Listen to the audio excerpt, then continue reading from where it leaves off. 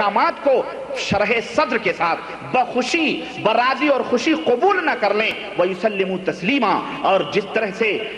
تسلیم کی جاتی ہے کسی بات کو اسے تسلیم کر لیں، یقین نہ کر لیں، تب تک وہ مومن اور مسلمان نہیں ہو سکتے ہیں۔ میرے دوست، میرے عزیز، یہ میزان ہے، یہ ترازو ہے، آپ اس میزان اور اس ترازو کے اوپر سارے مسلمانوں کو تولتے جائیں۔ اور ایک بات میں نے گزشتہ محاضرے میں، گزشتہ لیکچر میں میں نے آپ کو بتلائی تھی کہ بغیر کسی دلیل کے کسی جماعت، کسی گروپ، کسی فرقہ، کسی تنظیم، کسی تحریک، کسی بھی فرقے، کسی بھی مسلک اور کسی بھی مذہب سے چمٹنا بغیر دلیل کے، بغیر ثبوت کے، آنکھ بند کر کے اس کے پیچھے چلنا، یہ اللہ وحدہ لا شریک کے ساتھ شرک کرنا ہے، اللہ تبارک و تعالیٰ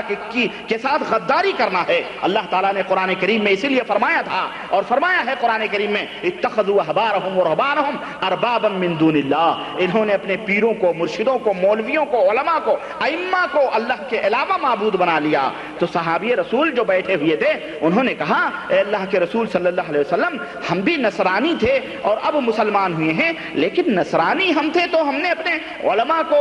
ائمہ کو، پیروں کو، مرشدوں کو، سجادہ نشینوں کو ہم نے رب تو نہیں بنایا تھا۔ اللہ کے نبی نے فرمایا کیا جو چیز کو وہ حلال کہتے تھے تم حلال نہیں سمجھتے تھے؟ حرام کو حلال اور حلال کو حرام کرتے تھے تم نہیں مانتے تھے؟ بولتے ہم تو مانتے تھے۔ تو اللہ کے نبی صلی اللہ علیہ وسلم نے فرمایا یہی تو اللہ کے علاوہ انہیں رب بنانا ہے، یہ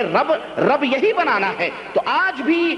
بھی انہی یہودیوں اور نصرانیوں کے دین پر چلتے ہوئے، جیسا کہ آقا رحمت صلی اللہ علیہ وسلم نے فرمایا تھا کہ لَتَتَّبِعُنَّ سُنَنَ مَنْ كَانَ قَبْلَكُمْ شِبْرًا بِشِبْرٍ لَوْ دَخَلُوا جُحْرَ ضَبٍّ لَدَخَلْتُمُوهُ، کہ ایک دن آئے گا کہ اے لوگو تم یہودیوں اور نصرانیوں کے قدم سے قدم ملا کے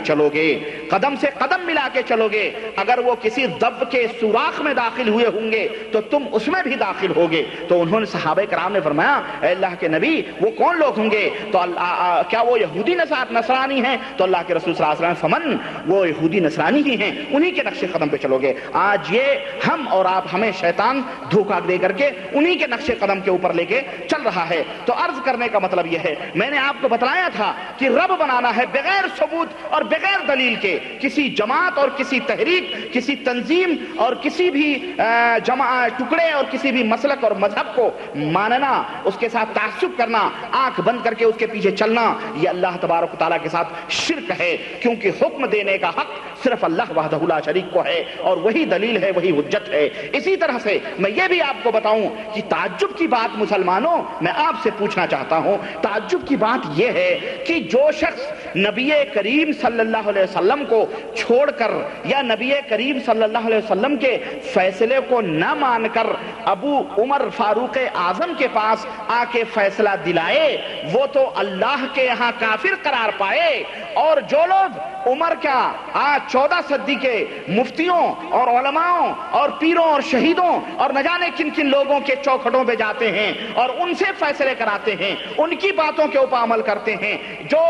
ان کو امام اور پتہ نہیں کیا کیا تصور کرتے ہیں، عمر کے دروازے پہ نبی کو چھوڑ کے عمر کے دروازے پہ جانے والا اللہ کی نظر میں کافر و مشرک قرار پائے، اور ان آج کل کے مسلمان جو دوسروں کے دروں پہ جا کے اپنے منہ مارتے ہیں وہ کیوں نہیں کافر قرار پا سکتے ہیں؟ یہ ایک عجیب سا معاملہ ہے، اور یہ میں بتاؤں آپ کو اس کی تفصیل میں نہیں جانا چاہتا، میں نے ایک اشارہ دیا ہے۔ حضرت عمر فاروق اعظم اور حضور صلی اللہ علیہ وسلم کا واقعہ آپ کو پتا ہے کہ ایک یہودی ایک مسلمان دونوں نبی کریم صلی اللہ علیہ وسلم کے پاس پہنچے، اور واقعہ مختصر یہ ہے کہ یہودی نے کہا کچھ معاملہ تھا، اللہ کے نبی صلی اللہ علیہ وسلم نے یہودی کے حق میں فیصلہ دے دیا، یہودی کے حق میں فیصلہ ہو گیا جب، تو وہ مسلمان جو تھا وہ کہنے لگا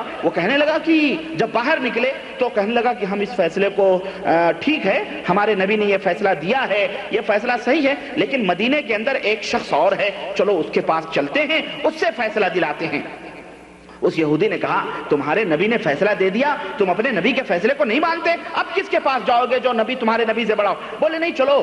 وہ جانتا تھا کہ عمر جو ہے یہودیوں کے اوپر بڑا غصہ ہوتے ہیں، کافروں سے ان کو دشمنی ہے، اس لیے اس کو ہمارے حق میں فیصلہ دے دیں گے۔ چنانچہ وہ حضرت عمر فاروق اعظم رضی اللہ تعالیٰ عنہ کے پاس آیا، یہودی نے کہا چلو چلتے ہیں، کوئی بات نہیں، تم نبی کے فیصلے کو اپنے نہیں مانتے، چلو انہی کے فیصلے کو مانتے ہیں۔ چنانچہ وہ لے کے آئے، حضرت عمر فاروق اعظم کے سامنے معاملہ رکھا گیا۔ جب حضرت عمر نے فیصلہ کرنے کا ارادہ کیا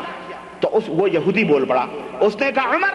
جس بات کا فیصلہ تم کرنے جا رہے ہو ایک بات ذہن میں رکھو کہ وہ فیصلہ تمہارے نبی محمد الرسول اللہ صلی اللہ علیہ وسلم نے ہمارے حق میں کر دیا ہے، اب تم جو چاہو فیصلہ کرو۔ حضرت عمر فاروق اعظم لرز گئے، کانپ گئے اور کہنے لگے ٹھہرو ابھی میں فیصلہ کیے دیتا ہوں۔ گھر کے اندر تشریف لے گئے، ننگی تلوار لائے اور اسی تلوار سے اس مسلمان کے گردن کو، اس کے سر کو اس کے تن سے جدا کر دیا اور فرمایا ھذا قضاء عمر من لم یرضى بقضاء نبینا محمد صلی اللہ علیہ وسلم، یہ عمر کا فیصلہ ہے، جو ہمارے نبی کے فیصلے سے راضی اور خوش نہ ہو اس کا فیصلہ عمر کی تلوار کرتی ہے، یہ عمر کا فیصلہ ہے۔ پورے مدینے کے اندر شور مچ گیا، کوہرام مچ گیا، دشمنوں نے بھی خوب آہو ویلا مچایا کہ اب تو عمر کی تلوار مسلمانوں کی گردنوں پہ چلنے لگی ہے، عمر مسلمانوں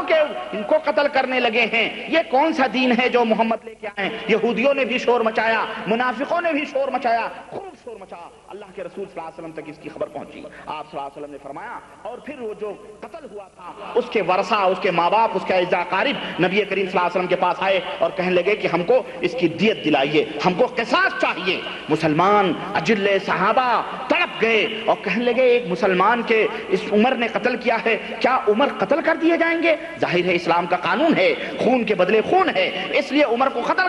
کر دیا جائے۔ یہ اللہ کے رسول صلی اللہ علیہ وسلم کے پاس معاملہ آیا، اللہ کے نبی صلی اللہ علیہ وسلم بھی حیران و پریشان ہوئے، لیکن قربان جاؤ اس عمر کے اوپر، اس عمر کی ذات اور اس کی شخصیت پر جس کے مشوروں پر اللہ تبارک و تعالی جبریل امین بھیج دیا کرتا تھا، قرآن کی آیتیں اتار دیا کرتا تھا۔ اگر عمر نے کہا اے اللہ کے نبی کیوں نہ ہم مقام ابراہیم کو مصلی بنا لیں، حضرت جبریل فوراً لے کے آئے، کہنے لگے واتخذوا من مقام ابراہیم مصلی، مسلمانوں مقام ابراہیم کو مصلی بنا لو۔ عمر وہ شخصیت، اللہ تبارک و تعالی نے فوراً جبریل کو بھیجا اور اپنے نبی پہ قرآن کی آیت اتاری اور فرمایا فلا وربک لا یؤمنون حتی یحکموک فیما شجر بینہم ثم لا یجدوا فی انفسہم حرجا مما قضیت ویسلموا تسلیما۔ اے میرے محبوب تیرے رب کے کبریائی کی قسم ہے یہ مسلمان تھا ہی نہیں، اس نے تیرے فیصلے کو مانا ہی نہیں، اور جو تیرے فیصلے کو نہ مانے وہ مسلمان ہے ہی نہیں اور وہ کافر ہے، اور کافر کا قتل کر دینا اسلام کے اندر جائز ہے، عمر کو اس کے بدلے نہیں قتل کیا جائے گا۔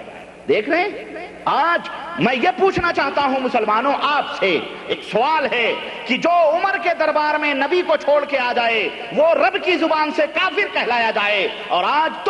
تمہیں کیا ہو گیا ہے کہ تم اللہ کے نبی کی حدیثیں سنتے ہو، اللہ کے نبی کے قرآن، اللہ کے نبی کے اوپر نازل کیے ہوئے قرآن کو سنتے ہو، اس کے باوجود بھی یہ کہتے ہو ہمارے مفتی صاحب نے یہ فرمایا ہے، ہمارے پیر صاحب کا یہ فرمان ہے، ہمارے امام کا یہ قول ہے، ہمارے فلانے بڑے اور بزرگ کا یہ قول ہے۔ تمہاری جرأت کیسے ہوتی ہے؟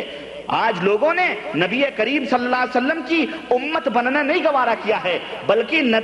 نبی کو اپنی امت میں شامل کرنا چاہتے ہیں۔ جو انہوں نے مختلف امتیں بنائی ہوئی ہیں نبی کو اپنے مذہب پہ لانا چاہتے ہیں، نبی کے مذہب پہ آنا نہیں چاہتے، بلکہ نبی کو گھسیٹ کے کسی نہ کسی طرح سے اپنے مذہب کے مطابق۔ اور ایک شخص نے اللہ معاف کرے، وہ امام اپنے آپ کو مجدد میت حاضرہ اور اعلی حضرت اور پالا حضرت اور پتہ نہیں کتنے حضرت کے جو ہے کہلواتا ہے، بریلی کے اندر پیدا ہوا، اس کے ماننے والوں نے اللہ اکبر، اس نے کیا دیا؟ ہمارے پاس کتاب موجود ہے ملفوظات اعلی حضرت، میں نے اس کا نام رکھا مغلظات اعلی حضرت، وہ ملفوظات نہیں مغلظات اعلی حضرت ہے، وہ اس میں مغلظات ہی اس نالائق نے بکے ہیں، اللہ اس کے اوپر لعنت بھیجے۔ بہرحال اب تو مر گیا اس لیے اس میں کوئی شک نہیں کو مشرک تھا وہ، تو اس نے اپنی کتاب کے اندر لکھا ہے کہ اسلام کی 4 نہریں تھیں، شافعی، مالکی، حنبلی۔ یہ ان بیچارے جو موجودہ دور کے لوگ ہیں نا جو شافعی، مالکی، حنبلی، ان کے لیے بہت عظیم بات ہے یہ، اور جو دعوے کرتے ہیں چاروں برحق ہیں، ان کے لیے بڑی پیاری بات اس نے کہی ہے۔ وہ بھی حنفی ہے، بدعتی ہے، وہ حنفی بدعتی ہے۔ وہ کیا کہتا ہے؟ اسلام کے 4 نہریں تھیں، رفتہ رفتہ تینوں نہریں خشک ہو گئیں، اب ایک ہی نہر جاری ہے اور وہ ہے حنفی مذہب کی نہر۔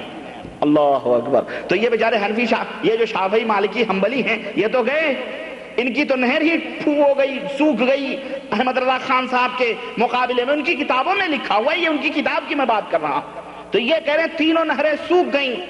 اور اس کا مطلب یہ ہے کہ 3 حق کی باتیں ختم ہو گئیں، اب ایک ہی حق کی بات رہ گئی ہے جو امام ابو حنیفہ رحمۃ اللہ علیہ کے ماننے والے، یعنی اپنے آپ کو حنفی کہتے ہیں، ان سے سوال کیا گیا امام مہدی علیہ السلام کب آئیں گے؟ تو انہوں نے کہا امام مہدی علیہ السلام جو ہے جب آئیں گے تو پوچھا گیا کہ وہ کون سے قانون پہ عمل کریں گے؟ تو اعلیٰ حضرت نے ارشاد فرمایا کہ امام مہدی جب اس دنیا میں آئیں گے قیامت کے قریب ہوگی تو وہ حنفی مذہب میں رہیں گے۔ کس مذہب میں رہیں گے؟ حنفی مذہب میں رہیں گے۔ کہیں گے، سوال کرنے والے نے سوال کیا کس طریقے پہ نماز پڑھیں گے؟ تو اعلیٰ حضرت فاضل مجدد دین و ملت فاضل بریلوی ہے نا، وہ فرماتے ہیں کہ وہ حنفی مذہب کے مطابق نماز ادا کریں گے۔ یہ دیکھیں، ان کو علم غیب دیا گیا ہے، ان کو یہ وہ لوگ ہیں جو